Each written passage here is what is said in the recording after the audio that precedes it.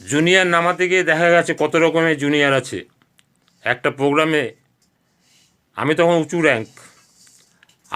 Rank হয়ে, কিন্তু প্রথম দিকে যখন ওই নামানোর সময় হতো, জয়েনিংয়ের সময় হতো প্রথম স্টেজ, ধরুন আমি 10 নম্বর র্যাঙ্কে আছি কিংবা 7 নম্বর র্যাঙ্কে আছি, কিন্তু 1 নম্বর যখন র্যাঙ্ক নামানো হতো তখন কিন্তু আমি প্রথমে সবাইকে নিয়ে বসতাম। আমি যে অফিসার, অত বড় অফিসার, সেটা বুঝতে দিতাম না। ফ্রি ফ্র্যাঙ্ক মিশতাম, কিন্তু যখন আমি পঞ্চমুণ্ডর আসনে বসতাম, বুঝাতে বসতাম, তখন আমার আকৃতি প্রকৃতি আলাদা হতো। আমি তখন ফ্রি ফ্র্যাঙ্ক নই, আমার পার্সোনালিটি থাকতো, সেই পার্সোনালিটি নিয়ে আমি বুঝাতাম। এবং ওদের আমার কথা ভালো লাগতো, ওরা আকৃষ্ট হতো। ওদেরকে বাঁধনিতে বাঁধন দিয়ে আস্তে আস্তে বড় করে তোলার দায়িত্ব ওদের উপর, নিচের র্যাঙ্কগুলোর উপর দিতাম। এইভাবে সরে যেতাম। তাই আমাকে বেশি পরিশ্রম করে